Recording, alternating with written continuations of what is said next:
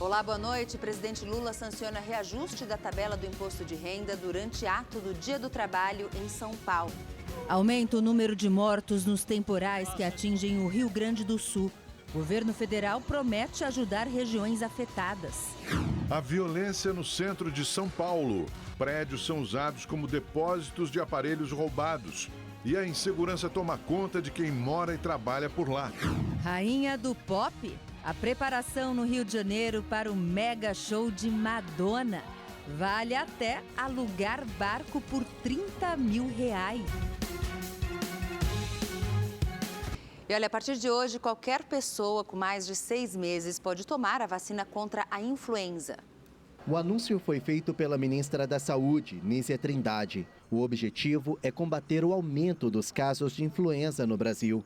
Apesar da liberação das vacinas, cada município tem autonomia para definir as estratégias de aplicação das doses com base no estoque disponível para garantir a imunização dos grupos prioritários. O Ministério também espera aumentar a cobertura vacinal. Até o momento, só 25% do público-alvo, de 76 milhões de pessoas, se imunizaram contra a gripe. Distrito Federal, Bahia e Rio de Janeiro são os estados com a menor cobertura.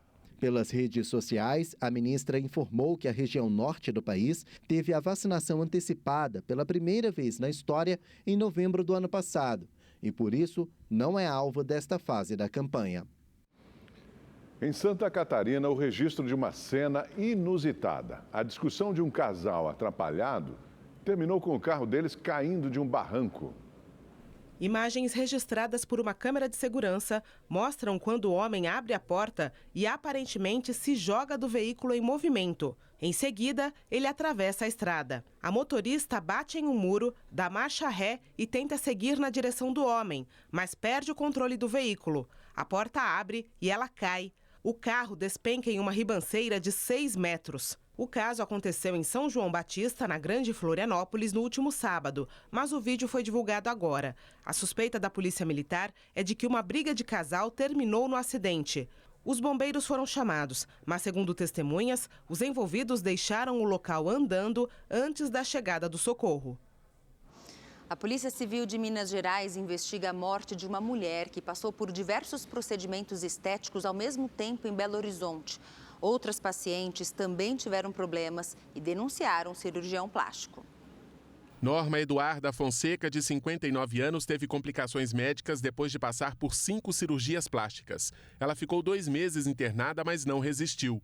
A causa da morte foi falência múltipla dos órgãos após infecção generalizada e abdominoplastia.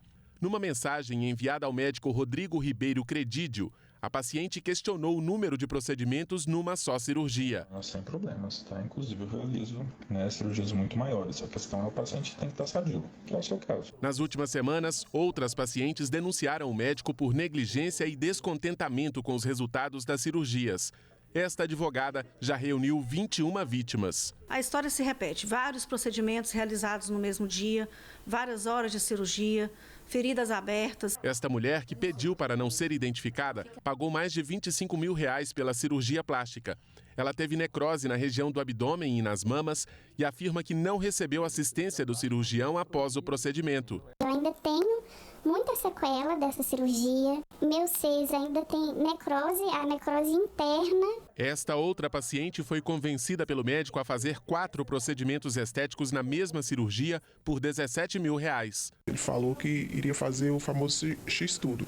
E aí eu questionei. Não, é super tranquilo, como o seu corpo é bonito, não vai ter muita dificuldade. Ela também teve muitas complicações, procurou outros médicos e diz que foi ameaçada por Rodrigo Credídio. Falou que se eu entrasse na justiça contra ele, que ele tem bons advogados e que eu ia perder. O médico que fez as cirurgias atende nesta clínica na zona sul de Belo Horizonte. Segundo a Vigilância Sanitária, a unidade não possui denúncia registrada, mas na última vistoria foi multada em quase R$10 mil por irregularidades no processo de esterilização. No Tribunal de Justiça de Minas Gerais, o nome de Rodrigo Credídio é citado em pelo menos 3 processos por erro médico. O Conselho Regional de Medicina informou que todas as denúncias recebidas são apuradas. Já a Sociedade Brasileira de Cirurgia Plástica disse que é obrigação do médico acompanhar os pacientes no pós-operatório. Se ele detecta que alguma coisa não está indo bem, então ele tem que solicitar os exames que forem necessários, os tratamentos que ele achar que precisa naquele momento, porque a pessoa fez uma cirurgia e tudo o que acontece depois da cirurgia é responsabilidade do médico. Em nota, a defesa do médico Rodrigo Credídio disse que não existe nenhum exame ou indício que aponte a má conduta relacionada aos procedimentos na mulher que morreu. Sobre as denúncias de outras pacientes, a defesa não se pronunciou. Eu me senti invadida, e traída pelo médico que eu confiei. Em Ilhéus, no sul da Bahia, a fachada de um casarão construído na década de 20 desabou. Esse vídeo flagrou o momento em que a estrutura da casa colapsou. Segundo a Defesa Civil, o imóvel é tombado pela prefeitura e estava interditado exatamente por apresentar irregularidades. Ninguém ficou ferido. O Ministério Público do Rio de Janeiro denunciou à Justiça a mulher que levou o tio morto para sacar dinheiro num banco. Ela agora também responde por homicídio culposo. A Polícia Civil passou a investigar Érica de Souza Vieira Nunes pelo crime de homicídio culposo, quando não há intenção de matar. Os investigadores dizem que, como cuidadora do idoso, ao ver que ele não estava bem, deveria ter levado o tio ao hospital e não ao banco. Para a polícia, houve omissão de socorro. Érica já era investigada por vilipêndio de cadáver, que é o desprezo pelo morto, e tentativa de furto mediante fraude.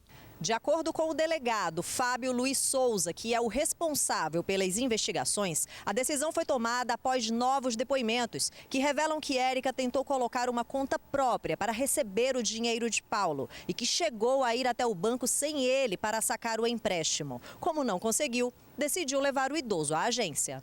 O relatório que a polícia encaminhou ao Ministério Público afirma que, pelas imagens, fica claro que Paulo Roberto Braga já estava morto quando Érica o levou à agência e que ela sabia, porque a cabeça do tio estava caída e ele não fazia qualquer movimento. O relatório diz ainda que antes de entrar no banco, ela segura o pescoço do tio para que a cabeça fique erguida, como se ele estivesse vivo. O documento também destaca que, como era a última chance de retirar o dinheiro do empréstimo, Érica entrou com o seu Paulo morto no banco. Simulou por vários minutos que ele estava vivo. Ela fingiu dar água a ele, pegou a caneta e segurou com sua mão junto à mão do idoso. Mas como os funcionários do banco não dispersaram a atenção, não pôde fazer a assinatura. Ontem, o Ministério Público denunciou Érica à Justiça. Ela foi presa em flagrante no dia 16 de abril, depois de levar o tio para sacar o dinheiro de um empréstimo. A Justiça converteu a prisão para preventiva e negou o pedido da defesa para que Érica responda o processo em liberdade. Independente dela ter problemas psiquiátricos ou psicológicos, pela legislação de forma técnica e específica, a senhora Érica atende os requisitos para responder o processo de liberdade. Somados a isso, ela tem questões psicológicas, psiquiátricas, precisa de tratamento. E nada melhor que estar no ambiente familiar aos cuidados médicos novamente. O Ministério da Justiça e Segurança Pública prorrogou a permanência da Força Nacional no Rio de Janeiro por mais 30 dias. A ação, que começou em outubro por causa da escalada da violência, já foi renovada por 2 vezes a pedido do governador Cláudio Castro. Os agentes permanecem dando apoio à segurança pública do Estado até o final deste mês.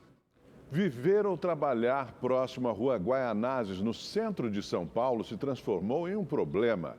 Os prédios da região têm sido usados pelos criminosos como depósitos de aparelhos roubados. É aqui onde a maioria dos aparelhos furtados ou roubados na capital acaba. Entre a mão da vítima e a mão dos receptadores, o medo. Aqui funcionava até às 22 horas essa galeria. Ultimamente ela está fechando às 19 horas e assim mesmo a turma fica em cima querendo fechar antes, entende? Por causa da insegurança. Este empresário também foi vítima. Depois de parar em um bar, caiu no golpe do Boa Noite Cinderela. Acordou em uma praça sem nada. Celular, foi corrente, anel, pulseira, minha carteira com cartão de crédito, débito. Eles chegaram a usar um certo valor no crédito, um certo valor no débito, e eu tive um grande prejuízo nessa noite. Já este trabalhador levou um susto ao voltar para casa. Eu vinha sair do serviço, era 4h, 4h30 da manhã. Ali na República, 4 moleques me atacou e levou meu... Eu estava com um gravadorzinho assim na mão, eles levaram minha carteira. Aí eu chamei a polícia foi atrás e pegou. Por causa da criminalidade, muitos prestadores de serviços, comerciantes, dispensaram seus trabalhadores e fecharam as portas. Por pressão de consumidores, moradores e empresários, o governo reforçou o policiamento. Mas mesmo aqueles que mantêm as lojas abertas, eles reclamam que os clientes não voltaram. Ninguém vem mais aqui, eu gasto com motoboy, com um monte de coisa, o cliente só liga, faz pedido, eu tenho que entregar, o pessoal está com medo de vir para cá. Quem dirige pelas ruas do centro também compartilha o medo. Tem bastante gente que eu conheço que teve esse tipo de problema aí de jogarem pedra no vidro, pegar alguma coisa. Eu sempre ando com o vidro fechado, meu vidro tem escuro e nunca com nada no painel. Agora mesmo eu estacionei ali, tinha um nóia que me pediu uma caixinha, você impressionou, se não desse uma caixinha para ele, poderia ter me fazer alguma coisa. Mas aqui sempre é perigoso. Tem que subir o vidro aqui, tem que tomar cuidado bastante, né? Não tem jeito, tá bem perigosa a cidade. A Polícia Civil monitorou os receptadores e identificou a atuação de uma quadrilha especializada no comércio de celulares roubados.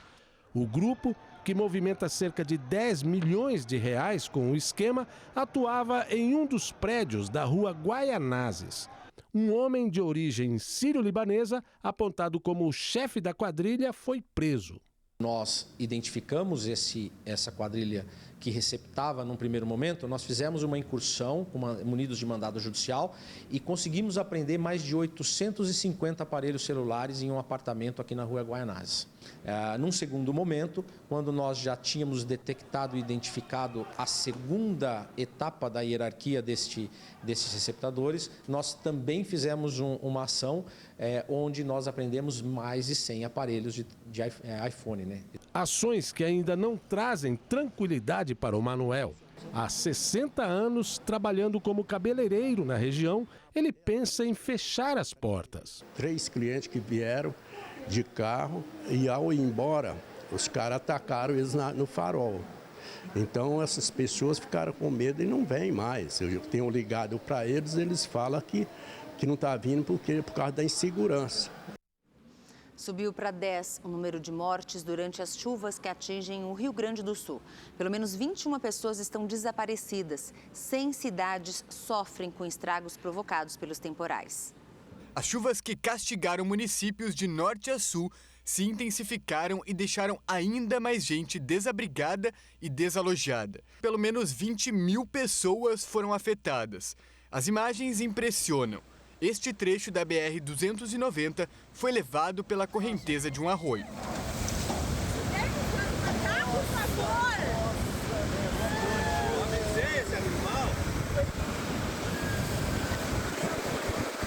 Estradas que ligam a capital, a Serra Gaúcha, foram completamente bloqueadas. No município de Nova Prata, moradores de um prédio ficaram ilhados após a água invadir boa parte da região central da cidade.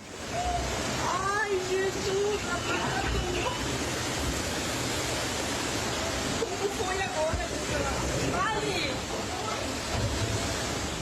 Na região metropolitana, rios e arroios atingiram a cota de inundação. A prefeitura da cidade de Montenegro pediu para que moradores deixassem suas casas ainda ontem, mas com medo de saques, muitos preferiram ficar. É terrível, né? Tu vê os móveis, as coisas que tu lutou para conseguir, de repente vai perder tudo. Perdemos tudo dentro de casa, né? A cama, guarda-roupa, cozinha, tudo perdido mesmo, realmente tudo perdido mesmo. É complicado, né? É complicado. É que a gente trabalha com esforço, né? A gente trabalha, a gente luta pela vida, a gente luta para conquistar as coisinhas e perdido assim é complicado, né? A gente levantou tudo, a gente já acompanhou a subida toda, então a gente já mora aqui, conhece. E os móveis, alguma coisa se perdeu. Importante é a gente estar bem. Mais de 20 pessoas estão desaparecidas aqui no Rio Grande do Sul. Uma delas é aqui de Montenegro, onde nós estamos. Esse é o cenário que a gente encontra. As casas quase que completamente submersas. Os vizinhos, é claro, estão ajudando uns aos outros a sair das residências de barco. Quantas viagens o senhor já fez? Nem faço conta, desde as 3 da manhã eu estou puxando gente. Eu seguia durante o dia, vou trazendo gente para cá, vou acudindo as pessoas, ajudando eles, né? A Defesa Civil de Montenegro alerta que essa é a segunda maior cheia da história.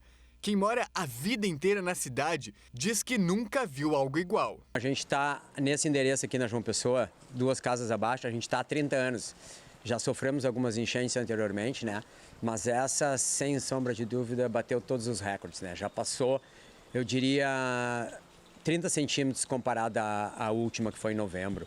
A água aqui, a cota de inundação é 6 metros.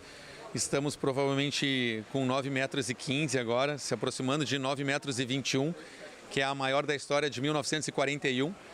Então, infelizmente, estamos passando por uma situação onde inúmeros bairros atingidos, muitas pessoas que tivemos que tirar ontem ao longo do dia, passando informações para todos, para que pudessem sair das suas casas, retirando móveis também, porque essas pessoas muitas vezes perdem esses móveis e não têm, depois, sem uma dificuldade muito grande para a própria compra, né? E o presidente Lula conversou por telefone com o governador do Rio Grande do Sul, Eduardo Leite, e prometeu ajuda do governo federal para minimizar os danos provocados pelos temporais no estado. Ao vivo, o repórter Igor Damasceno, direto de Brasília, traz mais informações para a gente. Boa noite para você, Igor. Você tem informações do que disse o presidente?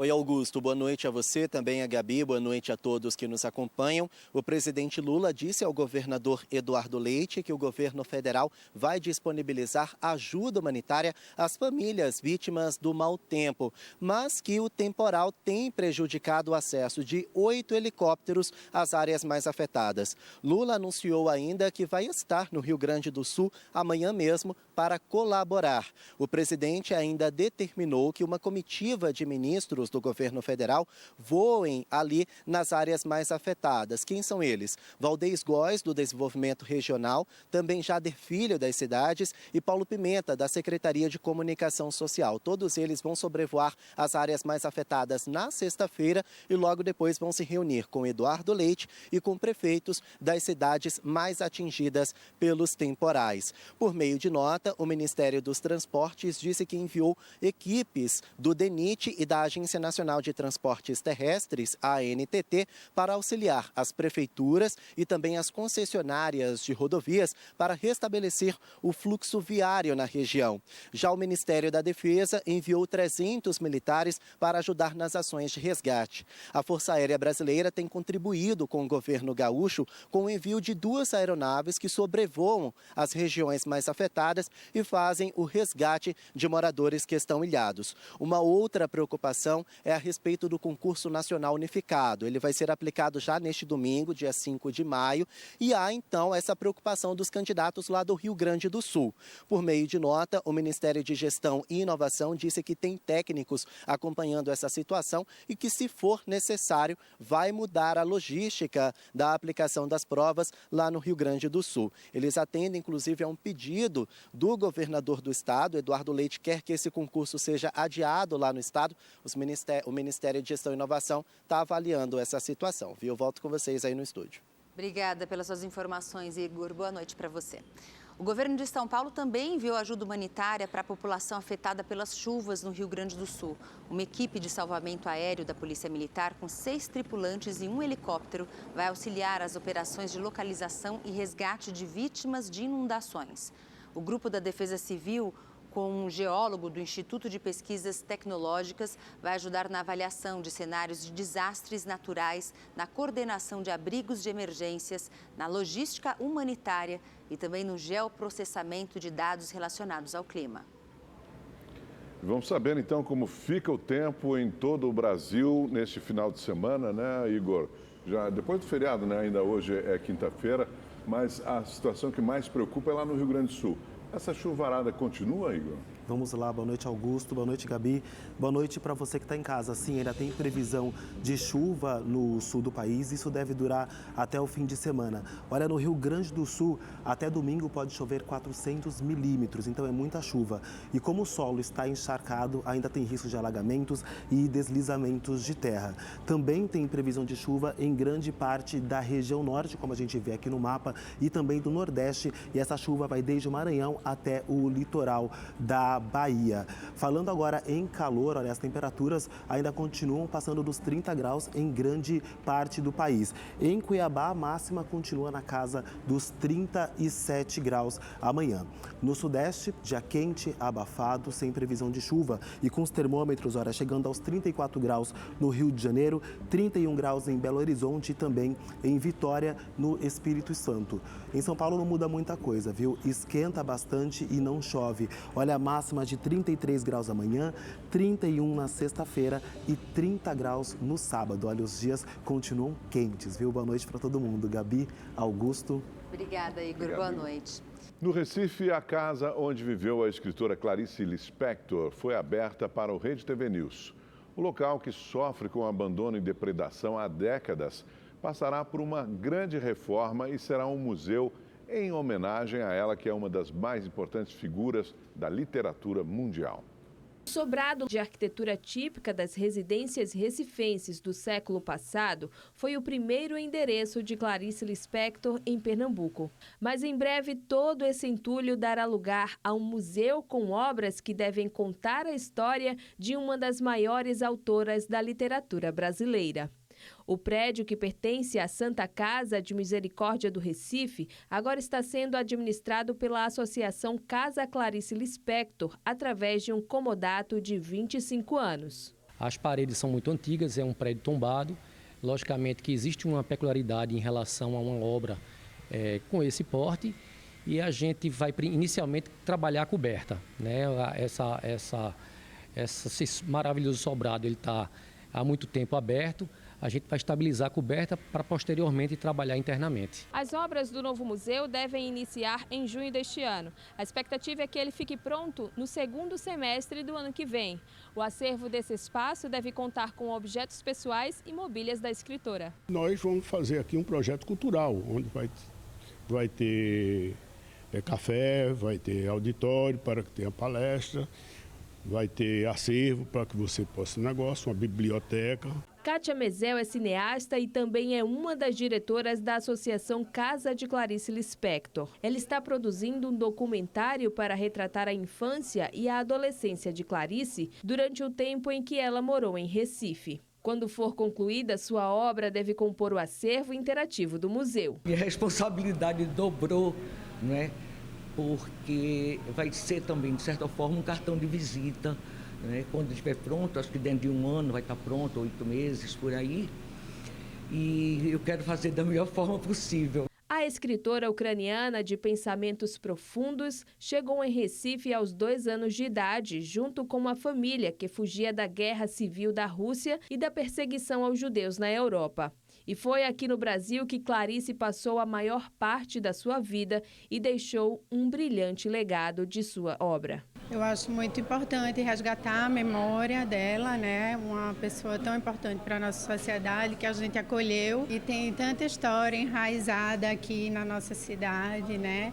E vai ser na casa dela, uma coisa muito representativa. Vai simplesmente ser o único museu de Clarice Lispector, essa escritora genial, certo? Essa escritora que é intensa, essa escritora que é visceral, que é profunda, virá gente do mundo todo, porque Clarice hoje não é brasileira, é universal. O número de mortes em acidentes de trabalho subiu mais de 25% no Brasil nos últimos anos. A falta de cuidado e de capacitação são alguns dos principais fatores. As imagens são fortes. Em fevereiro deste ano, Sandra de Souza limpava um toldo na escola onde trabalhava quando a escada escorregou e ela caiu de uma altura de 4 metros. A faxineira bateu a cabeça no chão e morreu dias depois. Sandra não usava equipamentos de segurança e não tinha treinamento para fazer aquele tipo de serviço. no contrato da empresa fala, né, que os funcionários não poderiam fazer esse serviço, né? Mas ela estava lá fazendo um serviço que não era dela e sem os equipamentos. A empresa onde Sandra trabalhava informou que o contrato com a escola não prevê atividades em alturas. A Secretaria de Educação informou que abriu uma investigação para apurar o caso, que está sob sigilo. Casos como o de Sandra entram numa estatística que vem crescendo em todo o país. De acordo com o Anuário de Acidentes de Trabalho, mais de 16 mil pessoas morreram entre 2016 e 2022, o último ano com dados consolidados. Segundo o estudo, houve um aumento de 25,4% nos óbitos no período. Segundo o anuário do Observatório de Segurança e Saúde no Trabalho, os setores que registram os maiores números são atendimento hospitalar, comércio varejista e administração pública em geral. E quase sempre a falta de cuidado está associada aos acidentes. Especialistas em segurança do trabalho afirmam que, para evitar novos casos, as empresas devem capacitar os colaboradores e fornecer os equipamentos de proteção individual. Além disso, é preciso promover a cultura de prevenção de acidentes. Eu diria que essa é uma via de mão dupla, porque assim como a empresa tem as suas obrigações de disponibilizar os equipamentos, de seguir as normas, de orientar, de treinar os seus colaboradores, por sua vez, o colaborador também tem suas responsabilidades. Ele precisa assumir esse compromisso de fazer o uso correto dos equipamentos, de estar atento aos treinamentos. Só assim é que a gente vai conseguir ter um ambiente de trabalho seguro. O presidente Lula participou nesse Dia do Trabalhador do ato de 1º de maio em São Paulo. Durante o evento, o presidente sancionou o projeto de lei que corrige a tabela do imposto de renda com a isenção para quem ganha até 2 salários mínimos. Uma quarta-feira de bastante sol na Neoquímica Arena, que ficou cheia de bandeiras e trabalhadores. Dupla jornada para conseguir se manter na universidade. Trabalhadores como o Sidney, que veio para aproveitar as atrações gratuitas com a família. Por ser um evento ao ar livre gratuito, e nós ficamos sabendo que ia ter um evento também para as crianças, então foi muito bom reunir a família e estarmos todos aqui hoje. O ato de 1º de maio foi organizado pelas Centrais Sindicais de São Paulo. O presidente Lula aproveitou o dia para sancionar o PL que corrige a tabela do imposto de renda, uma promessa de campanha.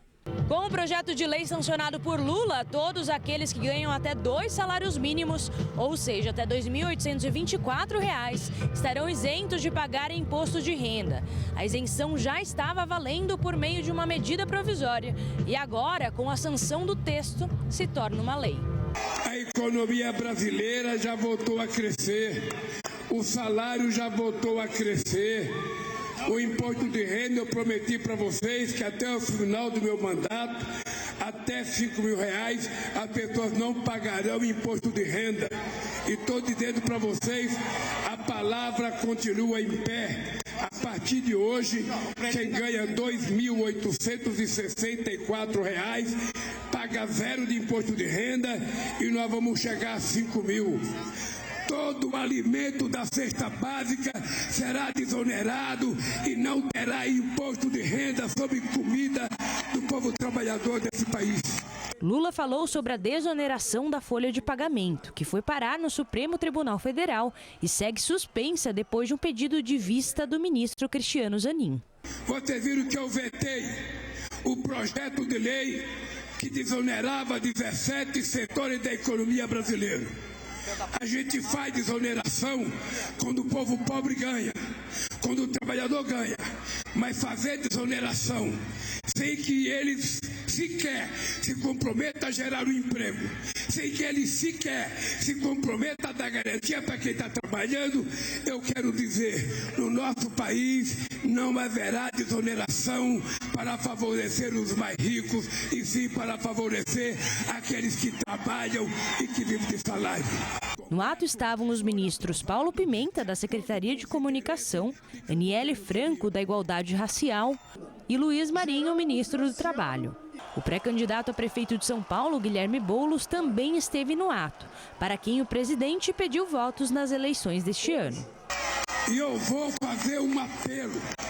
Cada pessoa que votou no Lula em 89, em 94, em 98, em 2006, em 2010, em 2018, em 2022, tem que votar no Boulos para prefeito de São Paulo. Após o ato, houve o Festival Cultural e Direitos, com a apresentação de grandes artistas brasileiros. A legislação eleitoral proíbe pedidos de votos durante a pré-campanha. Por conta do discurso do presidente em relação a Guilherme Boulos, outros pré-candidatos à Prefeitura de São Paulo afirmaram que vão acionar a Justiça por propaganda antecipada. Além de São Paulo, o Dia do Trabalhador foi comemorado em outras cidades do país. Em Fortaleza, trabalhadores e participantes de movimentos sindicais se reuniram em frente à Universidade Estadual do Ceará e seguiram em caminhada pela periferia da cidade. Com cartazes e faixas, eles pediram melhores condições de trabalho e salários iguais para homens e mulheres. No Farol da Barra, em Salvador, a data foi celebrada com corrida, aulão aeróbico e serviços à população, como vacinação e a emissão de documentos. No Recife, as manifestações pelo Dia do Trabalhador aconteceram no bairro do Pina, na zona sul da cidade. Com o lema 1º de maio, Dia do Trabalhador e da Trabalhadora por um Brasil mais justo, o ato contou com a participação de sindicatos de diversos setores e foi organizado pela Central Única dos Trabalhadores. A quantidade de participantes não foi divulgada. No Rio de Janeiro, a Quinta da Boa Vista se transformou num grande feirão de empregos. Cerca de 2.000 vagas foram disponibilizadas e muita gente já saiu de lá com encaminhamento para alguma empresa. Também foram oferecidos diversos serviços, como emissão de documentos e atendimento básico de saúde. Cerca de 1.500 pessoas se reuniram para a tradicional missa que acontece há 48 anos em Contagem, na Grande Belo Horizonte. Cantando músicas e acenando com folhas, a celebração é pelo Dia de São José Operário, padroeiro dos trabalhadores. Alguns fiéis levaram as carteiras de trabalho para serem benzidas. Na verdade, nós celebramos o dia de luta de classe dos trabalhadores e das trabalhadoras. E a igreja se une para que todos e todas tenham seus direitos cada vez mais assegurados e garantidos. O momento de fé também teve espaço para a manifestação em memória dos mortos nos rompimentos das barragens de Mariana e de Brumadinho, onde das 270 pessoas que perderam a vida, 137 eram trabalhadores da mineradora Vale. O ministro Edson Fachin, do Supremo Tribunal Federal, votou para manter a mãe de Henri Borel presa. A defesa de Monique Medeiros solicitou que a ré fosse transferida para a prisão domiciliar com tornozeleira eletrônica. O pedido está sendo analisado em plenário virtual, quando os ministros registram o voto no sistema sem discussão. O relator, ministro Gilmar Mendes, decidiu pela manutenção da prisão e recomendou que a Justiça do Rio de Janeiro acelere o julgamento. O caso vai ser analisado por júri popular. Fachin acompanhou o relator. Monique e o ex-namorado, Dr. Jairinho, foram acusados de matar Henri Borel, de 4 anos, em março de 2021. No Rio de Janeiro, só se fala em Madonna. Há 3 dias do grande show que encerra a turnê que celebra os 40 anos de carreira da diva, a cidade está lotada.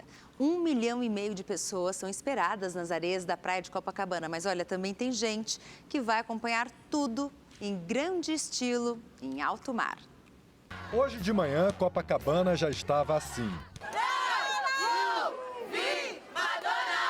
Tudo bem que feriado com calorão é promessa de praia cheia, mas o furacão Madonna ajudou a arrastar uma multidão para a frente do hotel Copacabana Palace. Muita gente passou o dia inteiro esperando um aceno da rainha do pop. A gente que é fã, a gente ama ela e quem sabe, né? Se a gente gritar, quem sabe ela aparece aí. E tô muito ansioso, tô muito nervoso pra ver o show dela. Eu vim desde Manaus. Manaus pro Rio de Janeiro é longe e eu estou aqui, ó. O palco, com mais de 800 metros quadrados, já está praticamente pronto. No sábado, 1,5 milhão de pessoas devem assistir ao show de Madonna. É praticamente um Réveillon fora de época, com um esquema especial de segurança. Tudo para ver de perto a rainha do pop. E os turistas já chegaram.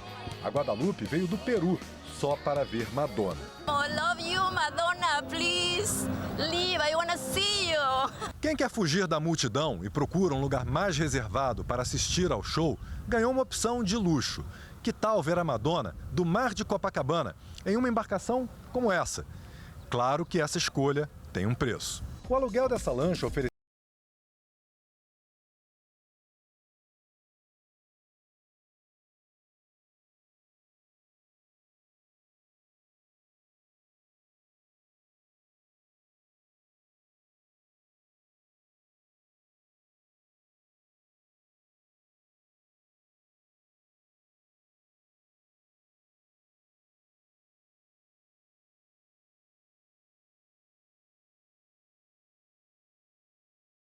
Isso é mais em conta do que um show pago. Então, ainda mais considerando que você está dentro de uma embarcação novíssima, né, com toda a equipe, com todo o suporte. Então, acho que super vale a pena. Seja no barco, na areia ou na janela de algum prédio da orla, qualquer lugar vale o esforço. O importante é aproveitar essa oportunidade única para ver uma das maiores divas da música de todos os tempos, transformando a praia de Copacabana em uma imensa pista de dança. Não speak inglês, mas I love you, Madonna. Desde sempre. Vai ser tudo! Madonna!